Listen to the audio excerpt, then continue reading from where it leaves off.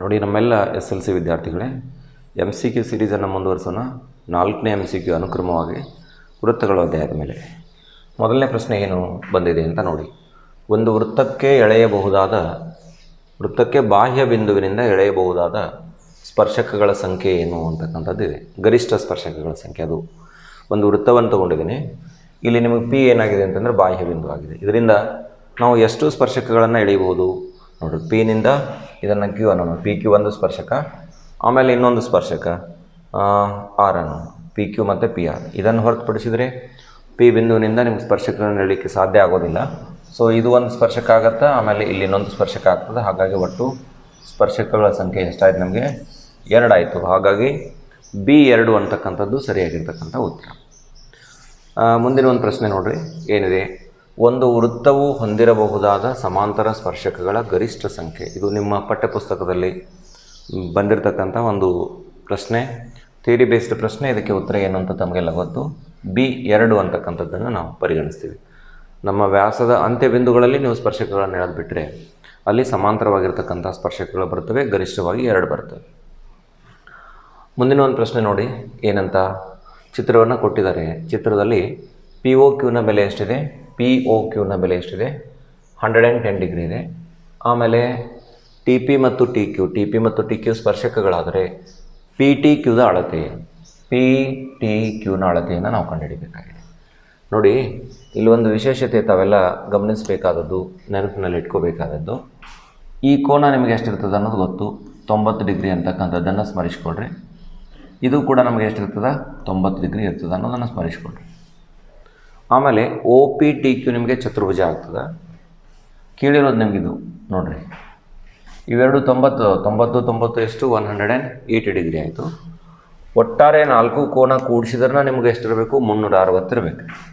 ಈ 360ರೊಳಗೆ 90 180 ಬಿಡ್ರಿ, ಅಂದರೆ ಉಳಿಯುತ್ತೆ ಎಷ್ಟು ನಿಮಗೆ? 180 ಡಿಗ್ರಿ. ಏನಿದು? ಓನಲ್ಲಿ ಉಂಟಾಗಿರ್ತಕ್ಕಂಥ ಕೋನ ಮತ್ತು Pನಲ್ಲಿ ಉಂಟಾಗಿರ್ತಕ್ಕಂಥ ಕೋನ, ಇವೆರಡೂ ಕೂಡಿಸಿದ್ರೆ, P ಅಲ್ಲದು Tನಲ್ಲಿ ಉಂಟಾಗಿರ್ತಕ್ಕಂಥ ಕೋನ, ಇವೆರಡು O ಮತ್ತು Tನಲ್ಲಿ ಉಂಟಾಗಿರ್ತಕ್ಕಂಥ ಕೋನ, ಇವೆರಡನ್ನೂ ಕೂಡಿಸಿದ್ರೆ ನಮಗೆ ಎಷ್ಟಿರಬೇಕು? ಈಗ 180 ಡಿಗ್ರಿ ಇರಬೇಕು. ಯಾಕಂದರೆ 4 ಕೂಡಿಸಿದ್ರೆ 360 ಇರಬೇಕಲ್ಲ, ಅದ್ರಾಗ 180 ಹೋಗೈತೆ P ಮತ್ತು Qನಾಗಿಂದ. ಈಗ ನಾವು T ಬೇಕಾಗಿದೆ. ಓನಾಗ 110 ಡಿಗ್ರಿ ಐತೆ. 110 ಡಿಗ್ರಿ ಪ್ಲಸ್ ಆ್ಯಂಗಲ್ T ಬರೀರಿ ಅಥವಾ PTQ ಬರೀರಿ. PTQ ಈಕ್ವಲ್ ಟು ಎಷ್ಟಾಯಿತು? 180 ಡಿಗ್ರಿ. ನಮಗೆ ಬೇಕಾಗಿರೋದೇನು?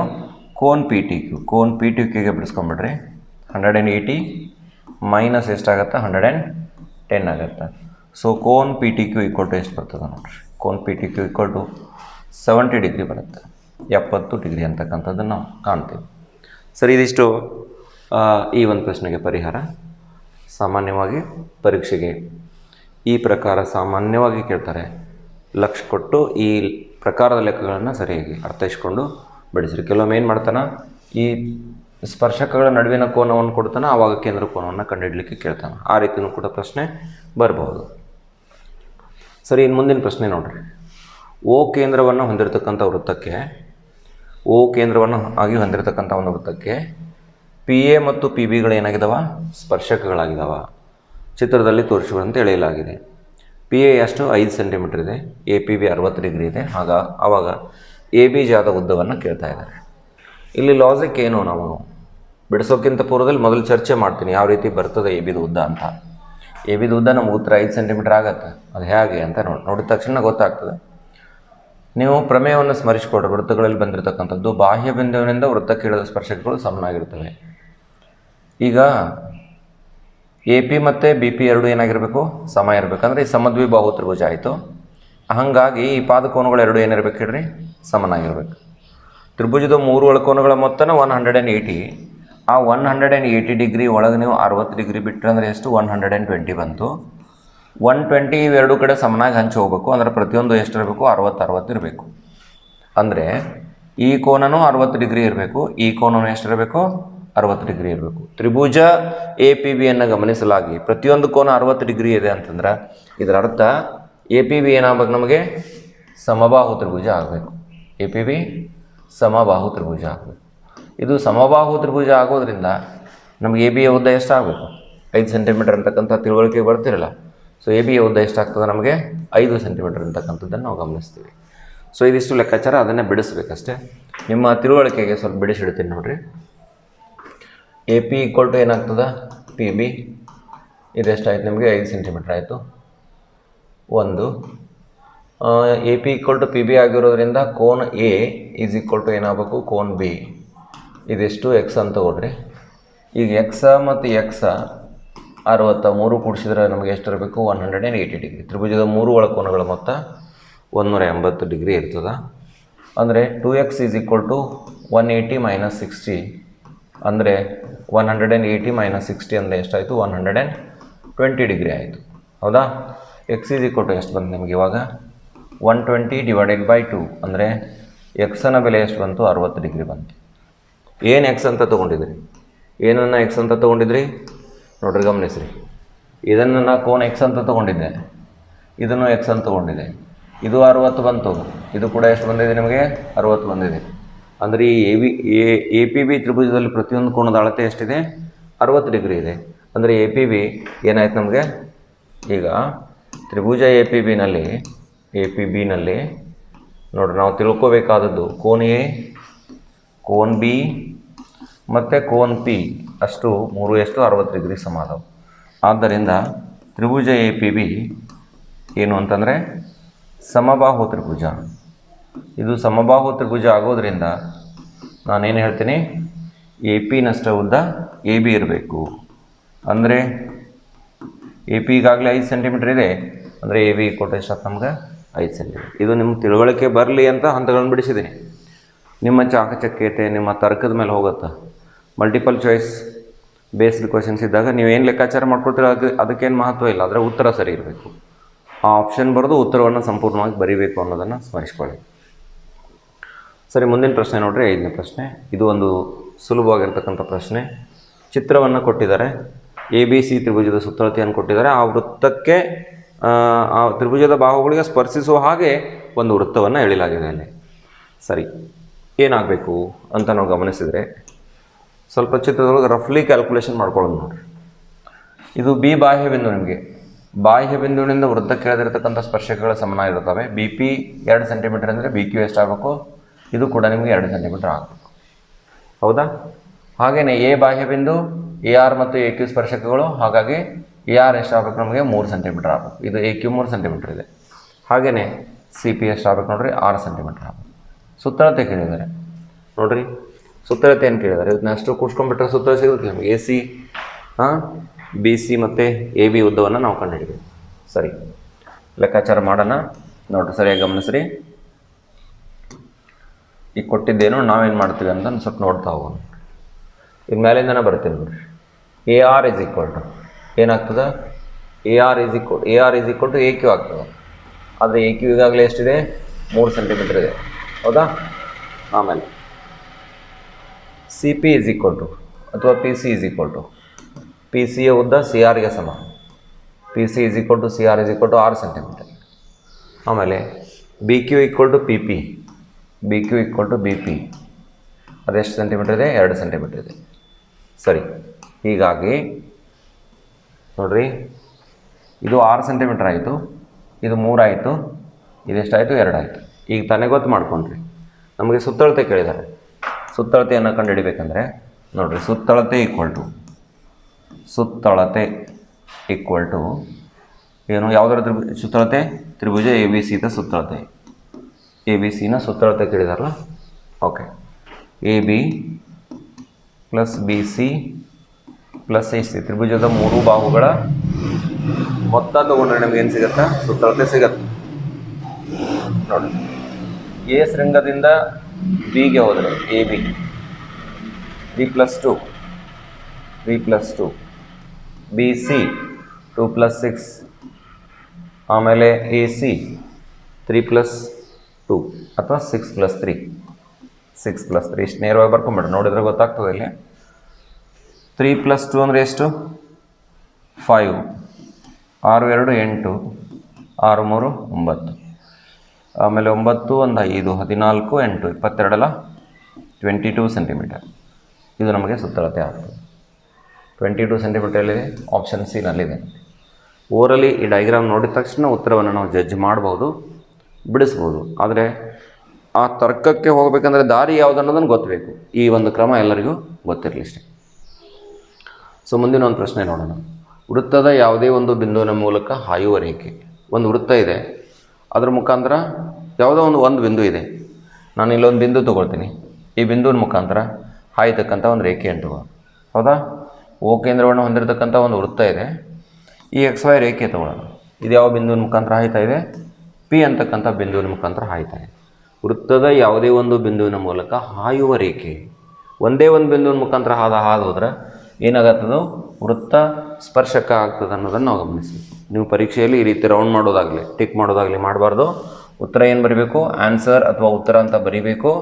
ಬರೆದುಬಿಟ್ಟು ಆಪ್ಷನ್ ಎ ಅಂತ ಬರೆದು ಸ್ಪರ್ಶಕ ಅಂತ ಈ ರೀತಿ ಆಪ್ಷನ್ನೂ ಕೂಡ ಬರೀಬೇಕು.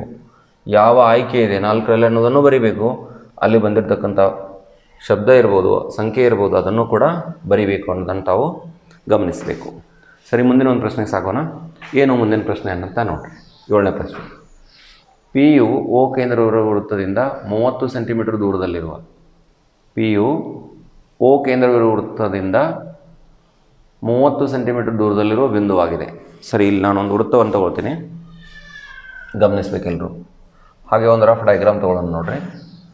ಪಿ ಅಂತಕ್ಕಂಥ ಒಂದು ಬಿಂದು ಓ ಕೇಂದ್ರವನ್ನು ಹೊಂದಿರತಕ್ಕಂಥ ವೃತ್ತದಿಂದ ಎಷ್ಟು ದೂರದಲ್ಲಿದೆ? 30 ಸೆಂಟಿಮೀಟರ್ ದೂರದಲ್ಲಿದೆ. ಅಂದರೆ ಓ ಪಿಯ ಉದ್ದ 30 ಸೆಂಟಿಮೀಟರ್. 30 ಸೆಂಟಿಮೀಟರ್ ಆಯಿತು ಓ ಪಿಯ ಉದ್ದ. ಸರಿನಾ? ಪಿನಿಂದ ವೃತ್ತಕ್ಕೆ ಆರ್ ಬಿಂದುವಿನಲ್ಲಿ ಎಳೆದ ಸ್ಪರ್ಶಕ 24 ಸೆಂಟಿಮೀಟರ್. ಪಿನಿಂದ ಆರ್ನಲ್ಲಿ ಎಳೆದಿರತಕ್ಕಂತಹ ಸ್ಪರ್ಶಕದ ಉದ್ದ ಎಷ್ಟು? 24 ಸೆಂಟಿಮೀಟರ್. ಹಾಗಾದರೆ ವೃತ್ತದ ವ್ಯಾಸವನ್ನು ಕೇಳ್ತಾನೆ. ನಾನು ಇಲ್ಲಿ ಸೇರಿಸ್ಕೊಂಡ್ಬಿಡ್ತೀನಿ. ಓ ಆರ್ ತ್ರಿಜ್ಯವನ್ನು ತೆಗೆದುಬಿಟ್ರೆ ನಮಗೆ ಓ ಆರ್ ತೆಗೆದುಬಿಟ್ರೆ ವ್ಯಾಸ ತೆಗಿಲಿಕ್ಕೆ ಬಂದೇ ಬರುತ್ತಾ. ಸ್ಪರ್ಶಕ ಮತ್ತು ತ್ರಿಜ್ಯದ ನಡುವಿನ ಕೋನ ಎಷ್ಟು ನಿಮಗೆ? 90 ಡಿಗ್ರಿ ಅನ್ನೋದು ಗೊತ್ತು. ಕೋನ ಆರ್ ಇಲ್ಲಿ ಎಷ್ಟು ಆಗ್ತದೆ? ಅಥವಾ ಕೋನ ಓ ಆರ್ ಪಿ 90 ಡಿಗ್ರಿ ಅಂತಕ್ಕಂಥದ್ದನ್ನು ನಾವು ಗಮನಿಸ್ತೀವಿ. ಆದ್ದರಿಂದ ತ್ರಿಭುಜ ಓ ಆರ್ ಪಿನಲ್ಲಿ ವಿಕರ್ಣ ಯಾವುದಾಗ್ತದೆ? ಲಂಬ ಕೋನಕ್ಕೆ ಅಭಿಮುಖವಾಗಿರ್ತಕ್ಕಂಥದ್ದು. ಆರ್ ಕೋನಕ್ಕೆ ಅಭಿಮುಖವಾಗಿರ್ತಕ್ಕಂಥ ಬಾಹು ಯಾವುದು? O P. ವಿಕರ್ಣದ ಮೇಲಿನ ವರ್ಗವು ಅಂದರೆ ಓ ಪಿನ ಮೇಲಿನ ವರ್ಗ ಉಳಿದೆರಡು ಬಾಹುಗಳ ಮೇಲಿನ ವರ್ಗಗಳ ಮೊತ್ತಕ್ಕೆ ಸಮ. ಅಂದರೆ O P square is equal to O R square plus ಏನು ಬರೀತೀರಿ? ಪಿ ಆರ್ ಸ್ಕ್ವೇರ್ ಅಂತ ಬರೀತೀರಿ. ಸರಿ, O R square plus P R square. O ಆರ್ನ ಬೆಲೆ ಎಷ್ಟಿದೆ ಗೊತ್ತಿಲ್ಲ. ಓ ಪಿ ಎಷ್ಟಿದೆ? 30 ಇದೆ. 30 ಸೆಂಟಿಮೀಟರ್ ವರ್ಗ. ಓ ಆರ್ ನಮಗೆ ಗೊತ್ತಿಲ್ಲ, ಹಾಗೆ ಇಡ್ರಿ. ಪ್ಲಸ್ ಪಿ ಆರ್ 24ರ ವರ್ಗ. ಹೌದಾ? ಇದು 900 ಆಯಿತು. 30 × 30. ಆಮೇಲೆ ಓ ಆರ್ ಗೊತ್ತಿಲ್ಲ ನಮಗೆ. ಓ ಆರ್ ಸ್ಕ್ವೇರ್ ಹಾಗೆ ಇಡೋಣ. 24 576 ಅಲ್ಲ? ಸರಿ, ಓ ಆರ್ ಸ್ಕ್ವೇರ್ಗೆ ಬಿಡಿಸ್ಕೊಂಡ್ರೆ O R square is equal to 900ದಲ್ಲಿ ನಾವೇನು ಮಾಡೋಣ? 576 ಕಳೆಯೋಣ. 10ರಲ್ಲಿ 6 ಹೋದರೆ 4, 10ರಲ್ಲಿ 8 ಹೋದರೆ 2, 9ರಲ್ಲಿ 6 ಹೋದರೆ ಎಷ್ಟು? 3, 324. ಸರಿ, O R square is equal to 324. ಅಂದರೆ O R is equal to ಎಷ್ಟು ಬರ್ತದೆ? ವರ್ಗಮೂಲ 324. 324 ಯಾವುದರ ವರ್ಗಮೂಲ? ಆಪ್ಷನ್ದಲ್ಲಿ ಕಾಣಿಸ್ತಾ ಇಲ್ಲಲ್ಲ. ಟೈಪಿಂಗ್ ಎರರ್ ಆಯ್ತಾನೆ ಇದು. ನೋಡ್ರಿ, ಏನೋ ಎರರ್ ಆದಂಗಿಲ್ಲ. ಎಷ್ಟು? 324 18ರ ವರ್ಗ ಅಲ್ಲ? ಸರಿ, ಆಪ್ಷನ್ ಏನಿಲ್ಲ. 18 ಸೆಂಟಿಮೀಟ್ರ್ ಉತ್ತರ. ಸರಿ, ಇದಿಷ್ಟು ನಮಗೆ ಈ ಒಂದು ಪ್ರಶ್ನೆಗೆ ಪರಿಹಾರ. ಮುಂದಿನ ಒಂದು ಪ್ರಶ್ನೆ ಏನಿದೆ ಅಂತ ನೋಡಿರಿ. ಸರಿ, 8ನೇ ಪ್ರಶ್ನೆಯನ್ನು ಗಮನಿಸ್ರಿ ಎಲ್ಲರೂ. ಒಂದು ಚಿತ್ರವನ್ನು ಕೊಟ್ಟಿದ್ದಾರೆ. ಓ ಇದ್ದದ್ದು ವೃತ್ತ ಕೇಂದ್ರ ಇದೆ. ಎ ಸಿ ಮತ್ತು ಬಿ ಸಿಗಳು ಸ್ಪರ್ಶಕಗಳು. ಬಿ ಒ ಸಿ 65 ಡಿಗ್ರಿ ಇದೆ. ಬಿ ಒ ಸಿ ಎಷ್ಟಿದೆ ನೋಡಿ? ಬಿ ಒ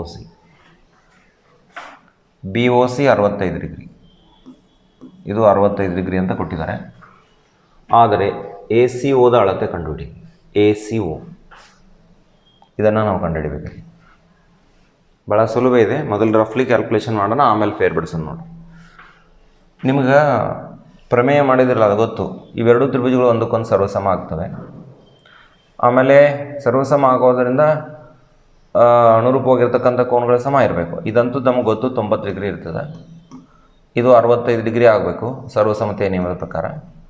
3 ಕೂಡಿಸಿದ್ರೆ 180 ಇರಬೇಕು. 90 ಮತ್ತು 65 ಕೂಡಿಸಿದ್ರೆ 155. ಔಟ್ ಆಫ್ 180, ಯಾಕಂದರೆ OAC ಒಂದು ತ್ರಿಭುಜ ಆಗ್ತದೆ. ತ್ರಿಭುಜದ ಒಳಕೋನಗಳ ಮೊತ್ತ ಎಷ್ಟು? 180. 180ರೊಳಗೆ ಇವೆರಡೂ ಕೋನಗಳ ಮೊತ್ತ ಬಿಡ್ರಿ. 90 ಮತ್ತು 65 ಕೂಡಿಸಿದ್ರೆ 155. ಅಂದರೆ ನಿಮ್ಗೆ ಎಷ್ಟು ಬಂತು? 155 ಅಂದರೆ 45 ಡಿಗ್ರಿ ಅಲ್ಲ, 45 35. 5 8ರಲ್ಲಿ 6 ಹೋದರೆ 2 25 ಡಿಗ್ರಿ ಬರುತ್ತೆ. ಆಪ್ಷನ್ ಏನಲ್ಲಿ ಸರಿಯಾಗಿರ್ತಕ್ಕಂಥ ಉತ್ತರ ಇದೆಯಲ್ಲ. ಸರಿ, ಸೊ ಇದನ್ನೇ ಬಿಡಿಸೋಣ ನೋಡಿರಿ. ಇದನ್ನೇ ಹಂತ ಹಂತವಾಗಿ ಸ್ವಲ್ಪ ಬಿಡಿಸೋಣ, ಲಕ್ಷ್ಯ ಕೊಡ್ರಿ. ಕೊಟ್ಟಿರ್ತಕ್ಕಂಥದ್ದು ಇದು ನಿಮ್ಗೆ 65 ಡಿಗ್ರಿ ಕೊಟ್ಟಿದ್ದಾರೆ. ಇದು ಎಷ್ಟು ಅಂತ ಕೇಳಿದಾನೆ. ಕೋನ AOC ಎಷ್ಟು ಅಂತಕ್ಕಂಥದ್ದು ನಮ್ಮ ಪ್ರಶ್ನೆ ಇದೆ. ಈಗ ನೇರವಾಗಿ ಬರ್ಕೊಳ್ಳೋಣ. ಏನಂತಂದರೆ ತ್ರಿಭುಜ AOC ಇದ್ದದ್ದು ಸರ್ವಸಮ ಯಾವುದಕ್ಕೆ ಅಂತಂದರೆ ತ್ರಿಭುಜ BOC. ಆದ್ದರಿಂದ ಕೋನ AOC ಎಷ್ಟಾಗ್ತದೆ ನಮಗೆ? ಕೋನ BOC ನಷ್ಟ ಆಗಬೇಕು. ಆದರೆ BOC ಎಷ್ಟಿದೆ? 65 ಡಿಗ್ರಿ ಇದೆ, ಹೌದಾ? ಅಂದರೆ ನನಗೇನು ಸಿಕ್ತೀಗ? ಇದು 65 ಡಿಗ್ರಿ ಅಂತ ಸಿಕ್ಕಾಯಿತು. ಆಮೇಲೆ ಕೋನ್ OAC 90 ಡಿಗ್ರಿ ಬರ್ಕೊಂಡ್ಬಿಡ್ರಿ. ಕೋನ್ OAC ಮತ್ತು ಕೋನ್ OAC ಸ್ಪರ್ಶಕ ಮತ್ತು ತ್ರಿಜ್ಯದ ನಡುವಿನ ಕೋನ ಲಂಬಕೋನ ಆಗಿರ್ತದೆ ಅನ್ನೋದು ಗೊತ್ತು. 90 ಡಿಗ್ರಿ ಬರ್ಕೊಂಡೆ. ಇನ್ನು ತ್ರಿಭುಜ AOCನಲ್ಲಿ ಕೋನ್ AC ಹೋಗ್ಬೇಕಾಗೈತೆ ನಮ್ಗೆ. ACO = 180 ತ್ರಿಭುಜದ ಒಳಕೋನಗಳ ಮೊತ್ತ. ಇದರೊಳಗೆ ಇವೆರಡು ಉಸ್ಗಳಿರಿ. ಕೋನ್ A ಮತ್ತು ಕೋನ್ O ಇವೆರಡು ಏನಾಗ್ಯಾವಲ್ಲ, ಇವತ್ತನ್ನ ಕಳೆದು ಬಿಡ್ರಿ. 180 ಒಳಗಡೆ 91 ಆಮೇಲೆ 65 ಒಂದು 90 ಮತ್ತು 65 ಕೂಡಿಸಿದ್ರೆ 155 ಅಲ್ಲ. 180 - 155 25 ಬರ್ತದೆ. 25 ನಿಮಗೆ ಆಪ್ಷನ್ ಎಲ್ಲಿ ಬರ್ತದೆ ನೋಡಿರಿ. 25 ಡಿಗ್ರಿ ಎಲ್ಲಿದೆ? ಇಲ್ಲಿದೆ ನೋಡಿರಿ. ಆಪ್ಷನ್ ಏನಲ್ಲಿ ಕಂಡುಬಿಡ್ತಾ ಇದೆ. ಸರಿ, ಇದಿಷ್ಟು ಲೆಕ್ಕಾಚಾರ ಈ ಒಂದು ಪ್ರಶ್ನೆಗೆ. ಮುಂದಿನ ಪ್ರಶ್ನೆಗೆ ಸಾಕ್ತಾ ಇದ್ದೀನಿ ನೋಡಿರಿ. 9ನೇ ಪ್ರಶ್ನೆ. ಚಿತ್ರದಲ್ಲಿ AP ಎಷ್ಟಿದೆ? 3 ಸೆಂಟಿ. ಆಗಲೇ ಒಂದು ಲೆಕ್ಕ ಈ ಪ್ರಕಾರ ಬಂದಿದೆ ನೋಡಿರಿ. ಇದು ಒಂದು ಸುಲಭವಾಗಿರ್ತಕ್ಕಂಥ ಪ್ರಶ್ನೆ. ಏನು ಮಾಡಬೇಕು ಅಂತ ನೋಡಿರಿ. AP ಎಷ್ಟು? 3 ಸೆಂಟಿಮೀಟ್ರ್ ಇದೆ. ಆಮೇಲೆ PC ಎಷ್ಟಿದೆ? 8 ಸೆಂಟಿಮೀಟ್ರ್ ಇದೆ. CD ಉದ್ದವನ್ನು ಕೇಳ್ತಾ ಇದ್ದಾನೆ. CD ಕೇಳ್ತಾ ಇದ್ದಾನೆ ನೋಡಿರಿ. ಇದು 3 ಇದೆ ಅಂದರೆ ಇದು 3 ಆಯಿತು. ಟೋಟಲ್ 8 ಇದೆ. 8ರಾಗ 3 ತೆಗೆದ್ರೆ ಇದು 5 ಆಯಿತು. 5 ಅಂದರೆ ಇದು 5 ಆಗುತ್ತೆ. ಇಷ್ಟೇ ಉತ್ತರ ಇದೆ. ಸೊ ಇದನ್ನು ಬಿಡಿಸ್ಕೋಬೇಕಷ್ಟೆ ಹಂತ ಹಂತವಾಗಿ ನೋಡಿರಿ. P ಬಾಹ್ಯ ಬಿಂದು. P ಇದ್ದದ್ದಿಂಥ ಬಿಂದು ಇದು ಬಾಹ್ಯ ಬಿಂದು. ಬಾಹ್ಯ ಬಿಂದುವಿನಿಂದ ವೃತ್ತಕ್ಕೆ ಇಳಿದ ಸ್ಪರ್ಶಕಗಳು ಸಮನಾಗಿರ್ತವೆ. ಆದ್ದರಿಂದ BP = ಏನು ಬರೀಬೇಕು? AP ಎಷ್ಟಾಯಿತು? 3 ಸೆಂಟಿಮೀಟ್ರ್ ಆಯಿತು, ಹೌದಾ? ಆದ್ದರಿಂದ BC = PC minus BP minus BP. PC 8 centimetre ಇದೆ. 8ರೊಳಗೆ 3 ಬಿಡ್ತೀರಿ. ಇದು 3 ಸೆಂಟಿಮೀಟ್ರ್ ಬಂದದ. ಈಗ 8ರೊಳಗೆ 3 ತೆಗೆದ್ರೆ ಎಷ್ಟು? 5 ಸೆಂಟಿಮೀಟ್ರ್ ಆಯಿತು. ಏನು = 5 ಸೆಂಟಿಮೀಟ್ರ್ ಆಯಿತು. BC 5 ಸೆಂಟಿಮೀಟ್ರ್ ಆಯಿತು. ಇದನ್ನು 3 ತೆಗೆದ್ರಿ. ಈಗ ಇದು 3 ಸೆಂಟಿಮೀಟ್ರ್ ತೆಗೆದ್ರಿ. BC ಎಷ್ಟು ಬಂತು ನಿಮ್ಗೆ? 5 ಸೆಂಟಿಮೀಟ್ರ್. ಇದು ಲೆಕ್ಕಾಚಾರ ಆಯಿತು. ಆದರೆ C ಬಾಹ್ಯ ಬಿಂದು ಅಂತೆ ನೋಡಿ. C ಮತ್ತು ಬಾಹ್ಯ ಬಿಂದು, ಇದು ಬಾಹ್ಯ ಬಿಂದು ಆಗೋದ್ರಿಂದ ಏನು ಹೇಳ್ತಾರೆ? CB = CD ಅಥವಾ CDಯು BCಗೆ ಸಮನಾಗಿದೆ. ಆದರೆ BC ಈಗಾಗಲೇ 5 ಸೆಂಟಿಮೀಟ್ರ್ ಇದೆ. ಅದನ್ನಲ್ಲಿ ತೊಗೊಂಬಿಡ್ರಿ. ಅಂದರೆ CDಯ ಉದ್ದ ಎಷ್ಟಾಯ್ತು ನಮಗೆ? 5 ಸೆಂಟಿಮೀಟ್ರ್. ಪ್ರಶ್ನೆ ಏನಿದೆ ನೋಡಿರಿ. CDಯ ಉದ್ದ 5 ಸೆಂಟಿಮೀಟ್ರ್. ಆಪ್ಷನ್ B ನಲ್ಲಿ ನಮಗೆ ಸರಿಯಾಗಿರ್ತಕ್ಕಂಥ ಉತ್ತರ ಕಂಡು ಬರ್ತದೆ. ಇಲ್ಲಿ ಯಾವುದೇ ಲೆಕ್ಕಾಚಾರ ಹತ್ತಂಗಿಲ್ಲ. ಓರಲ್ಲೇ ನೋಡಿದ ತಕ್ಷಣ ಪ್ರಶ್ನೆಗೆ ಪರಿಹಾರ ಏನಂತ ಗೊತ್ತು ಮಾಡ್ಕೋಬೋದು ನೀವು ಪರೀಕ್ಷೆಯಲ್ಲಿ. ನಾನಿಲ್ಲಿ ಒಂದೂವರೆ ನಿಮಿಷ ಬಿಡಿಸ್ಲಿಕ್ಕೆ ತೊಗೊಂಡಿರ್ಬೋದು ಸಮಯ. ಬಟ್ ಹಾರ್ಡ್ಲಿ 20 ಸೆಕೆಂಡ್ಸ್ 10-15 ಸೆಕೆಂಡ್ಸ್ನಲ್ಲಿ ಉತ್ತರವನ್ನು ಕಂಡುಕೊಳ್ತಕ್ಕಂಥಕ್ಕೆ ಸಾಧ್ಯ ಇದೆ. ಅದು ಯಾವಾಗ ಸಾಧ್ಯ ಇದೆ ಅಂತಂದರೆ ನಿಮಗೆ ಕಾನ್ಸೆಪ್ಟ್ಸು ಪರ್ಫೆಕ್ಟ್ ಆಗಿರಬೇಕು. ಮೂಲ ಪರಿಕಲ್ಪನೆಗಳು ಚೆನ್ನಾಗಿ ಗೊತ್ತಿರಬೇಕು. ಸರಿ, 10ನೇ ಒಂದು ಪ್ರಶ್ನೆ ನೋಡಿ. ಒಂದು ವೃತ್ತದ ಸ್ಪರ್ಶಕದ ಸ್ಪರ್ಶ ಬಿಂದುವಿನಲ್ಲಿ ಎಳೆದ ತ್ರಿಜ್ಯ ಮತ್ತು ಸ್ಪರ್ಶಕದ ನಡುವಿನ ಕೋನ. ಇದು ಭಾಳ ಇಂಪಾರ್ಟೆಂಟ್ ಆಗಿರ್ತಕ್ಕಂಥ ಒಂದು ಅಂಕದ ಪ್ರಶ್ನೆ. ಇದನ್ನು ಬಿಟ್ಟ ಸ್ಥಳಕ್ಕೊಮ್ಮೆ ಕೇಳಿರ್ತಾರೆ. ಮಲ್ಟಿಪಲ್ ಚಾಯ್ಸ್ ಬೇಸ್ಡ್ ಕ್ವಶನ್ಸು ಆಗಿರ್ತದೆ. ಒಂದು ವೃತ್ತ ಇದೆ, ಇಲ್ಲೊಂದು ಸ್ಪರ್ಶ ಬಿಂದುವನ್ನು ತೊಗೊಂಡಿದ್ದೀನಿ ನಾನು. ಈ ಸ್ಪರ್ಶ ಬಿಂದುವಿನಲ್ಲಿ ಒಂದು ಸ್ಪರ್ಶಕವನ್ನು ಎಳೆದಿದ್ದೀವಿ. ಆಮೇಲೆ ಇದಕ್ಕೊಂದು ತ್ರಿಜ್ಯವನ್ನು ಎಳಿತೀವಿ. ಒ ಪಿ ನಮಗೆ ತ್ರಿಜ್ಯ ಆಗಿರಲಿ. ಆ ತ್ರಿಜ್ಯ ಮತ್ತು ಸ್ಪರ್ಶಕದ ನಡುವಿನ ಕೋನ, ಈ ಕೋನ ಎಷ್ಟು ಅಂತಕ್ಕಂಥದ್ದು ನಮಗೆ ಪ್ರಶ್ನೆಯಲ್ಲಿ. ಇದು ತಮಗೆಲ್ಲ ಗೊತ್ತು, 90 ಡಿಗ್ರಿ ಆಗಿರ್ತದೆ. ಸ್ಪರ್ಶಕ ಮತ್ತು ತ್ರಿಜ್ಯದ ನಡುವಿನ ಕೋನ ಯಾವಾಗಲೂ ಲಂಬಕೋನ ಆಗಿರ್ತದೆ ಅಂತಕ್ಕಂಥದ್ದನ್ನು ತಾವೆಲ್ಲ ನೆನಪಿನಲ್ಲಿ ಇಟ್ಕೋಬೇಕು. ಸರಿ, ಒಂದು ವೃತ್ತದ ಮೇಲಿನ ಯಾವುದೇ ಒಂದು ಬಿಂದುವಿಗೆ ಎಳೆಯಬಹುದಾದ ಸ್ಪರ್ಶಕಗಳ ಸಂಖ್ಯೆ. ಒಂದು ಬಿಂದು ಕೊಟ್ಟಿದ್ದಾರೆ, ಅಲ್ಲಿ ನೀವು ಎಷ್ಟು ಸ್ಪರ್ಶಕಗಳನ್ನು ಎಳೆಯಬಹುದು ಈಸಿಲಿ ಗೊತ್ತಾಗ್ತದೆ. ಯಾವುದೇ ಒಂದು ಬಿಂದು ಇದೆ ಅಂತ ಕೂಡ ಒಂದೇ ಒಂದು ಸ್ಪರ್ಶಕವನ್ನು ಎಳಿತೀರಿ. ಒಂದು ಬಿಂದುವಿನಲ್ಲಿ ಒಂದೇ ಸ್ಪರ್ಶಕ, ಮತ್ತೊಂದು ಬೇರೆ ಬಿಂದು ಆದರೆ ಅಲ್ಲಿ ಇನ್ನೊಂದು ಎಳಿಬೋದು. ಆದರೆ ಯಾವುದೇ ಒಂದು ಬಿಂದುವಿಗೆ ಎಳಿತಕ್ಕಂಥ ಸ್ಪರ್ಶಕಗಳ ಸಂಖ್ಯೆ ಎಷ್ಟು ಅಂತಂದರೆ ಆಪ್ಷನ್ ಎ 1 ಅಂತಕ್ಕಂಥದ್ದನ್ನು ನಾವು ಗಮನಿಸ್ತೀವಿ. ಸರಿ, ಮುಂದಿನ ಪ್ರಶ್ನೆ. ಚಿತ್ರವನ್ನು ಕೊಟ್ಟಿದ್ದಾರೆ, BAC ಅಳತೆಯಲ್ಲಿ ಕೇಳ್ತಾರೆ. ಏನು ದತ್ತಾಂಶ ಇದೆ ಅಂತ ನೋಡಿ. ಚಿತ್ರದಲ್ಲಿ O ಕೇಂದ್ರವು ವೃತ್ತದಲ್ಲಿ O ಅನ್ನು ಕೇಂದ್ರವಾಗಿ ಹೊಂದಿರತಕ್ಕಂಥ ವೃತ್ತ ಇದೆ. AC ಏನಾಗಿದೆ ಅಂತಂದರೆ ಒಂದು ವ್ಯಾಸವಾಗಿದೆ. ACB 50 ಡಿಗ್ರಿ ಇದೆ. ಹಾಗಾದರೆ BACದ ಅಳತೆ ಏನು ನೋಡಿ. ಓರಲ್ಲಿ ಮೊದಲು ಗೊತ್ತು ಮಾಡ್ಕೊಳ್ಳೋಣ. BACದ ಅಳತೆ ಈಸಿಲಿ ಗೊತ್ತಾಗ್ತದೆ. BAC ಅಳತೆ ನಮಗೆ ಬೇಕಾಗಿದೆ ನೋಡಿರಿ. ಇದು ವ್ಯಾಸ ಇರೋದರಿಂದ ಅರ್ಧ ವೃತ್ತಕರ್ಣದಲ್ಲಿನ ಕೋನ 90 ಡಿಗ್ರಿ ಇರ್ತದೆ. ಹೌದಾ? ಅರ್ಧ ವೃತ್ತಖಂಡದಲ್ಲಿನ ಕೋನ 90 ಡಿಗ್ರಿ ಇರ್ತದೆ. ಅಲ್ಲಿ ಬಿನಲ್ಲಿ ಕೋನ ಸಿಕ್ತು. ತ್ರಿಭುಜದ ಒಳಕೋನಗಳ ಮೊತ್ತ ಹಾಕ್ರಿ, ಸೂತ್ರ ಹಾಕ್ರಿ. 90 + 50 140. ಎರಡು ಸೇರಿಸಿದ್ರೆ ಎಷ್ಟು ಅಂತದ್ದು 140 ಡಿಗ್ರಿ. ಟೋಟಲ್ 180 ಡಿಗ್ರಿ ಇರಬೇಕು. ಅದರೊಳಗೆ 140 ಬಿಡ್ರಿ, ಅಂದರೆ ನಿಮ್ಗೆ ಉಳಿಯುತ್ತೆ ಎಷ್ಟು 180. 3 ತ್ರಿಭುಜದ 3 ಒಳಕೋನಗಳ ಮೊತ್ತ, ಅದ್ರಾಗ ಇದನ್ನು ಬಿಟ್ಟರೆ 40 ಡಿಗ್ರಿ ಉಳಿತಲ್ಲ. ಸೊ ಏನಲ್ಲಿ ಬರ್ತಕ್ಕಂಥ ಕೋನ ಎಷ್ಟು 40 ಡಿಗ್ರಿ ಅನ್ನೋದು ನಮಗೆ ಕಂಡುಬರ್ತದೆ. ಅದನ್ನೇ ಲೆಕ್ಕಾಚಾರ ಮಾಡಬೇಕು ಅಂತಂದರೆ ಹೀಗೆ ಮಾಡಬೇಕು.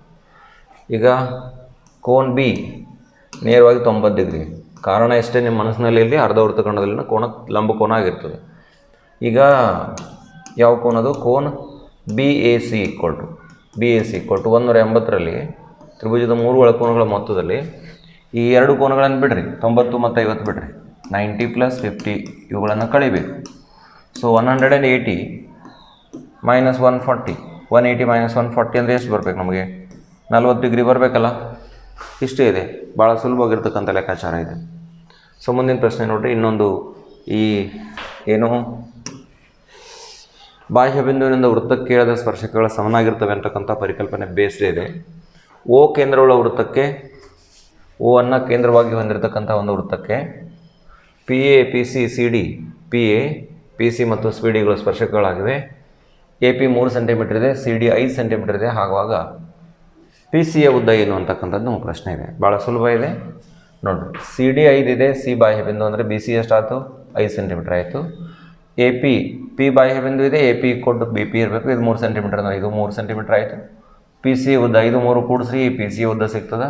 ಟೋಟಲ್ ಎಷ್ಟಾಯ್ತು ನಿಮಗೆ 8 ಸೆಂಟಿಮೀಟರ್. 8 ಸೆಂಟಿಮೀಟರ್ ಎಲ್ಲಿ ಕಂಡು ಬರ್ತಾ ಇದೆ? ಆಪ್ಷನ್ ಸಿ ನಲ್ಲಿ ಕಂಡು ಬರ್ತಾ ಇದೆ. ಇದನ್ನು ಬಿಡಿಸ್ಕೊಡ್ರಿ, ನೀವೇ ನಾ ಏನು ಲೆಕ್ಕಾಚಾರ ಮಾಡೋದಿಲ್ಲ. ಆನ್ಸರ್ ಕನ್ಫರ್ಮೇಷನ್ ಮಾಡಿದ್ರಿ ಬರ್ತದೆ. ಏನು ಹಂತಗಳನ್ನು ಬರ್ತಾವೆ ಅನ್ನೋದು ಬರಿತಾ ಹೋಗ್ರಿ ಹಂತವಾಗಿ. ಈ ಹಿಂದೆ 2 ಲೆಕ್ಕಗಳು ಈ ಪ್ರಕಾರದ ಮೇಲೆ ಬಂದಿದೆ, ಪ್ರಯತ್ನ ಮಾಡಿ. ಮುಂದಿನ ಒಂದು ಪ್ರಶ್ನೆ ನೋಡಿರಿ. ಪ್ರಶ್ನೆ ಸಂಖ್ಯೆ 14. ಕೊಟ್ಟಿರತಕ್ಕಂಥ ಒಂದು ಚಿತ್ರದಲ್ಲಿ AB ಮತ್ತು ACಗಳು ಎ ಬಿಂದುವಿನಿಂದ AB ಮತ್ತು ACಗಳು ಸ್ಪರ್ಶಕಗಳಾಗಿವೆ. ಅಲ್ಲೇನೋ ಸ್ವಲ್ಪ ವರ್ಡಿಂಗ್ಸ್ ಮಿಸ್ಟೇಕ್ ಇದೆ, ಇರಲಿ. BOC 130 ಡಿಗ್ರಿ ಆದಾಗ BAC ಅಳತೆ ಕೇಳ್ತಾ ಇದೆ. ಇಲ್ಲಿ ಕೇಂದ್ರಗಳ ನಡುವಿನ ಏನೋ BOC 130 ಡಿಗ್ರಿ ಆದಾಗ BACಯನ್ನು ಕೇಳ್ತಾ ಇದ್ದಾರೆ. ಸರಿ, ಆಗಲೇ ಒಂದು ಲೆಕ್ಕ ಬಂದಿತ್ತು ಇದೇ ಪ್ರಕಾರದ. ಕೆಲವೊಂದು ಸತಿ ಈ ಸ್ಪರ್ಶಕಗಳ ನಡುವಿನ ಕೋನ ಕೊಟ್ಟು ಏನು ಈ ತ್ರಿಜ್ಯಗಳ ನಡುವಿನ ಕೋನವನ್ನು ಕೇಳ್ತಾರೆ. ನಿಮ್ಮ ಗಮನದ ಇರಲಿ. ಸರಿ ನೋಡಿರಿ, ಬಹಳ ಸುಲಭವಾಗಿರ್ತಕ್ಕಂಥ ಪ್ರಶ್ನೆ. ಎಲ್ಲಿ ಈ ಬಿನಲ್ಲಿ ಉಂಟಾಗಿರ್ತಕ್ಕಂಥ ಕೋನ ಲಂಬಕೋನ ಇರುತ್ತೆ. ಇದು ಕೂಡ ಎಷ್ಟಾಗ್ತದೆ 90 ಡಿಗ್ರಿ ಆಗ್ತದೆ. ಈಗ ನಿಮಗೆ BAC ಇದನ್ನು BAC ಮತ್ತು ಈ 130 ಎರಡೂ ಕೂಡಿಸಿದ್ರೆ 180 ಡಿಗ್ರಿ ಇರಬೇಕು ಅಂತ ಗೊತ್ತು ನಿಮಗೆ. ಕೋನ್ BAC ಪ್ಲಸ್ ಕೋನ್ BOC ಇವೆರಡೂ ಕೂಡಿಸಿದ್ರೆ 180 ಡಿಗ್ರಿ ಇರಬೇಕು ನಮಗೆ. ಹಾಗಾಗಿ ಕೋನ್ BAC = 180 ಮೈನಸ್ ಕೋನ್ B O C equal to 180 minus ಕೋನ್ ಬಿ ಒ ಸಿ ಎಷ್ಟು ಬರ್ತದೆ 130 ಕಳೀತೀರಾ ಅವಾಗ ಎಷ್ಟು ಬರ್ತದೆ ನೋಡಿರಿ ಸಾರಿ 130 ಅಂದರೆ ಎಷ್ಟು ಬರ್ತದೆ 180 ಒಳಗೆ 130 ಹೋದರೆ 150 ಅಲ್ಲ 100 ಸಾರಿ ಓನ್ಲಿ 50 180 ಮೈನಸ್ 130 50 ಅಲ್ಲ 50 ಡಿಗ್ರಿ ನಿಮ್ಗೆ ಆಪ್ಷನಲ್ಲಿದೆ ಏನಿಲ್ಲಿದೆ ಕೆಲವೊಂದು ಸಲ ಸಮಸ್ಯೆಗಳಿದೆ ಆ್ಯಕ್ಚುಲಿ ಹಾಗೆ ತೊಗೋಬೇಕಾಗಿತ್ತು ಓವರ್ ಸೈಟ್ ಆಗೈತೆ ನಮಗೂ ನೋಡಿರಿ ಇಲ್ಲೇ ಈಗ ನೋಡಿ ಬೇರೆ ಒಂದು ಡಯಾಗ್ರಾಮ್ ಹಾಕ್ತೀವಿ ಈ ರೀತಿಯೂ ಬರ್ಬೋದು ನಮ್ಮ ಪ್ರಶ್ನೆಗಳು ಇಲ್ಲೊಂದು ವೃತ್ತ ಇರುತ್ತೆ ಈಗ ಉದಾಹರಣೆ ಇದನ್ನು 40 ಡಿಗ್ರಿ ಕೊಟ್ಟಾರಂತ ತಿಳ್ಕೊಳ್ರಿ ಇದು ನಾವು ಪಿ ಇದು ಆರ್ ಆಮೇಲೆ ಇದು ಕ್ಯೂ ಅಂತ ತಿಳ್ಕೊಳ್ರಿ ಈಗ ಪಿ ಒ ಆರ್ನ ಅಳತೆ ಏನು ಅಂತ ಕೇಳ್ತಾರೆ ಆವಾಗೂ ಅಷ್ಟೇ ಇದು ಕೋನ್ ಪಿ ಒ ಆರ್ ಬೇಕಾದ್ರೆ ನೇರವಾಗಿ 180 ಒಳಗಡೆ ಇದನ್ನ ಅಪೋಸಿಟ್ ಆ್ಯಂಗಲ್ ಇರ್ತದಲ್ಲ ಇದನ್ನು ಕಳ್ಕೊಂಡ್ಬಿಡೋದು 140 ಡಿಗ್ರಿ ಸಿಗ್ತದೆ ಸೊ ಈ ಒಂದು ಪ್ರಕಾರನೂ ಕೂಡ ನಮಗೆ ಲಕ್ಷ್ಯದಲ್ಲಿ ಇರಲಿ ಇನ್ನು ಕೊನೆಯ ಒಂದು ಪ್ರಶ್ನೆ ಈ ಒಂದು MCQನಲ್ಲಿ ಏನಿದೆ ಅಂತ ನೋಡ್ರಿ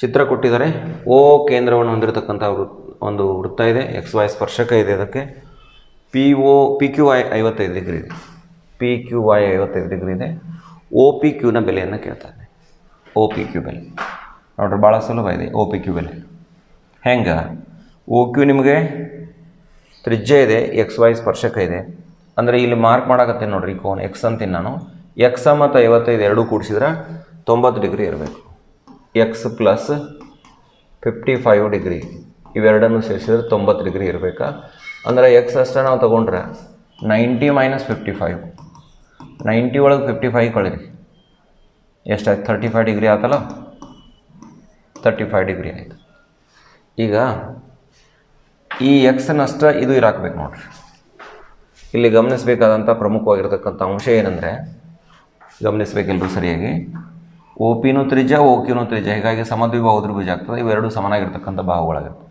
ಸಮನಾಗಿರುವ ಬಾಹುಗಳಿಗೆ ಅಭಿಮುಖವಾಗಿರ್ತಕ್ಕಂಥ ಕೋನಗಳು ಸಮನಾಗಿರ್ತವೆ ಇದು ಎಕ್ಸ್ ಇರೋದ್ರಿಂದ ಇದು ಕೂಡ ಎಷ್ಟಿರಬೇಕು ಎಕ್ಸೇ ಇರಬೇಕು ಆದ್ದರಿಂದ ಒ ಪಿ ಕ್ಯೂನೂ ಕೂಡ ಎಷ್ಟಾಗಬೇಕು ಎಕ್ಸ್ ಆಗಬೇಕು ಆದ್ದರಿಂದ ಕೋನ್ O P Q equal to ಕೋನ್ O Q P equal to X equal to ಎಷ್ಟು 35 ಡಿಗ್ರಿ ಸರಿ 35 ಡಿಗ್ರಿ ನಮಗೆ ಎಲ್ಲಿ ಕಂಡು ಬರ್ತಾ ಇದೆ ಆಪ್ಷನ್ ಡಿನಲ್ಲಿ ಕಂಡು ಬರ್ತಾ ಇದೆ ಸರಿ ನೋಡಿ ವಿದ್ಯಾರ್ಥಿಗಳ ಇಷ್ಟಾದರೆ ನಿಮಗೆ ಇಲ್ಲಿ ಪರಿಗಣಿಸಿರ್ತಕ್ಕಂಥ ಒಂದು ಪ್ರಶ್ನೆಗಳ ಸರಣಿಯನ್ನು ಮುಗಿಸ್ತಾ ಇದ್ದೀನಿ ಹೆಚ್ಚು ಕಡಿಮೆ ಈ ಚಾಪ್ಟರ್ನಲ್ಲಿ ಬರತಕ್ಕಂಥ ಎಲ್ಲ ಪ್ರಕಾರದ ಪ್ರಮುಖವಾಗಿರ್ತಕ್ಕಂತಹ ಮಲ್ಟಿಪಲ್ ಚಾಯ್ಸ್ ಕ್ವೆಶನ್ಸನ್ನು ಪರಿಗಣಿಸಿದ್ದೀನಿ ಇವುಗಳನ್ನು ಪ್ರಾಕ್ಟೀಸ್ ಮಾಡಿ ಮತ್ತು ಹಿಂದೆ ಬಂದಿರತಕ್ಕಂಥ ಪ್ರಶ್ನೆ ಪತ್ರಿಕೆಯಲ್ಲಿ ಪ್ರಶ್ನೆಗಳನ್ನು ಬಿಡಿಸಿ ತಾವೆಲ್ಲ ಕರಗತ ಮಾಡ್ಕೋಬೇಕು ಈ ಒಂದು ವಿಡಿಯೋ ಲೆಸನ್ಗೆ MCQ ಬೇಸ್ಡ್ ಲೆಸನ್ಗೆ ಸಂಬಂಧಪಟ್ಟ ಹಾಗೆ ತಮ್ಮ ಅನಿಸಿಕೆ ಅಭಿಪ್ರಾಯಗಳನ್ನು ದಯವಿಟ್ಟು